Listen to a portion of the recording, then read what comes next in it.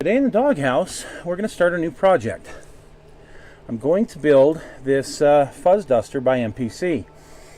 Probably remember this box from many years ago when it didn't have this 2-in-1 part on it here. The old Fuzz Duster kit is designed to be a 1980 Plymouth Volare. I believe they also put out an annual kit that I think had a little bit different grill.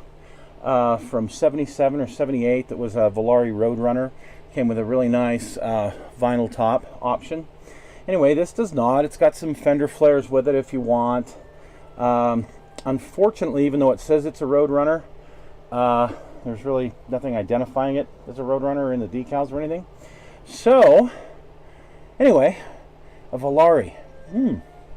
That's kind of a neat collection or thing to add to my collection. So I'm going to get started on it, and here's what I was thinking we would do. I thought my brother-in-law had a silver one back when I was in high school, and I thought I would paint it silver, and I was looking at some different silvers I had, and I got thinking, oh, I do have this bare metal silver by Tamiya. It's AS12, so I thought maybe I would try that with maybe a gloss coat on it. And then I got thinking what might be cool to add as just kind of a nice little custom feature is I've got this, it's called Purple Passion. It's from House of Color.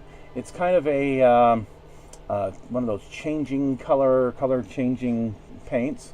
And I thought I'd either paint some graphics or just maybe the whole thing, give it a coat and see how it comes out. So stick with us. Let's see how the 1980 Roadrunner turns out. It's a bare metal aluminum color. And I gave the car an overall spray with that, and then I used this one right here by House of Color. It's called Purple Passion, and it really is purple. So it's one of those really cool colors that changes color. You can kind of see that purple. This is painted over a dark gray, and that's why it turned out that way. Well, when you spray it over a aluminum color, it kind of gives you a pearlescent aluminum, or not aluminum, but a pearlescent silver look. And then I took some good old-fashioned ruby red by Testors, a little bottle of ruby red. I masked off some stripes and painted these ruby red stripes on it. The scoops, as I recall, they came from a Super B, like a 69 Super B or something that I had in my parts box. I thought they would look pretty good. And then I cut the top so that I've got the T-top. Alright, this thing actually comes with an option. It comes with a big hood scoop that I'm not going to use, and it came with these wheel flares. No, I wasn't going to use those, and I probably will never use them on anything else either. Anyway, so that is the body of the car. For the tops, I took some gloss black and sprayed the tops. And these are actually going to wind up sitting in the back seat as they would if it was my car, because I would go around with the top off almost all the time. So on the interior, I gave it a base coat of a red primer, a Krylon red primer, and then I sprayed over that Chrysler Engine Red by Testors. And that's kind of what's got it, the leather cloth interior look. And then I used some Floquill's SP Scarlet for the carpeted area. No, I'm not going to put carpet in this. I thought about it, but no, I'm not going to do that. Where I've really made some progress is on the chassis. So I used this Krylon primer on the chassis. I'm going to give it a black wash with Larry's Bath Water, and then I'm going to highlight it with gray. So it's going to look a little bit different when it's done. But I used some tires, front tires from my spare parts box. They are Goodyear GSCs. I don't know when they came out, but anyway, I'm going to use those. They look pretty good. They got a nice tread pattern, and these spoke rims fit just fine in there.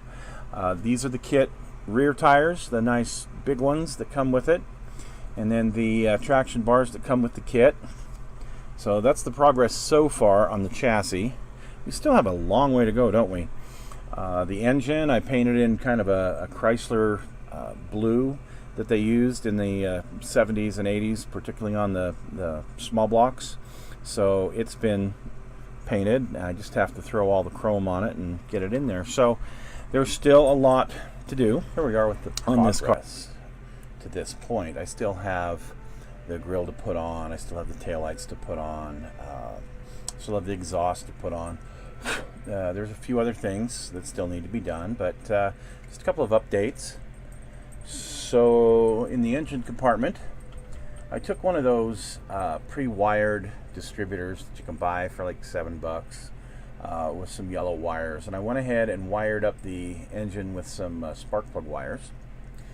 And I gave this particular engine the 2 4-barrel manifold that came in the kit, although I used some other Carter carburetors that I had from, I believe these were from Dodge Charger kits that I had. So I still have a little bit of painting to do, a little bit of detail work to do, but there's our engine compartment. In the interior here, it's pretty well done. I have put the tops for the T-top. I have put those in the back seat, which is exactly where they would be if this was my car.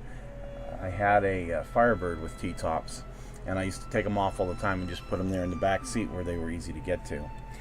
I also put some red fuzzy dice in this car, which I thought were just very appropriate for the interior of this particular vehicle. So here we are so far, and now I'm going to take the grille and I'm going to get some of the marker lights done on this. You know, the interesting thing about the 1980 Plymouth Volare was that, well, Volare started out in 76, the F-bodies. Started out in 1976 and they ran through 1980. And the F-bodies included the Dodge Aspen and the Plymouth Volare. They, originally, you could get a 360 in them, which was kind of neat, but by 1980, the biggest engine you could get was the 318. Now, Lee Iacocca, who was the chairman of Chrysler at the time, for the very last year of the run of Volare, wanted it redesigned, wanted it restyled. And so the difference between a 1980 and all of the other Volares is the grille has these square headlights. It has a narrower grille and square headlights. And how they achieved that is they actually took the front fenders and the hood and the front grille and headlights from the Dodge Diplomat and put that on the Volare that year. So that's how they achieved that. There was, for the last year, there was 90,000 plus Volare sold, which wasn't too bad. I think there was a little few less, 70 some odd thousand Aspens sold. But these F bodies, they had replaced the old A bodies like the Duster and the Demon and the Dart. The sad thing is, when these left the market, and by the way, you could get them as either a station wagon in a 2-door version or a 4-door version. And actually the 4-door version was sold quite a bit to state agencies. They were used as police cars and just, you know, different things that state agencies would buy them for. Anyway, oh, well, that didn't look too good. These were replaced by the K cars. Everybody remembers the K cars and how they were the kind of the savior of Chrysler Motor Corporation. Lee Iacocca's great idea.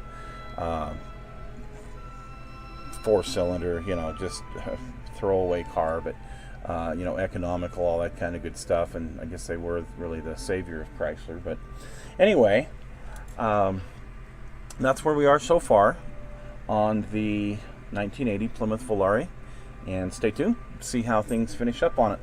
Volare, oh, Centaure, oh. I'm going to leave the rest to Dean Martin. He did a much better job. So here we are with the finished product, and well, kind of like how this one turned out. Added a few extra details to this. So there you can see the Dodge Diplomat front end and those cool looking hood scoops. I did put the side pipes from the kit on this particular one. You can see I also added an antenna mast, which didn't come in the kit. Here's the rear view with the details, and I still have to add a license plate on this. Here's the underside. You can see that I've done the wash with Larry's bath water and then highlighted with a light gray. Even signed at the very back end the Mad Dog Merv and the initials and the date that I finished this. You can see here I custom made the exhaust and I custom made the collector for the side pipes. Added quite a few details here. So there's the yellow wires in the pre-wired distributor. I added a MSD box out on the fender apron and added one of the strut supports that actually Volare's had. Also gave this car power steering, and you can see I've given the whole engine a wash with Larry's bath water to try and give it that little bit of a used look. Here's the finished interior. You can see I added door locks on the door. You can see I added a turn signal handle that didn't come in the kit. And there's those beautiful dice that I got aftermarket, which are a great addition for the 1980s. I also detailed the instrument cluster on this. I used decals from an aircraft kit and hand painted some of the other details as well. And you can see the T-tops there sitting in the back seat just like I said they would be. All in all, a pretty good representation of the late 70s and early 80s.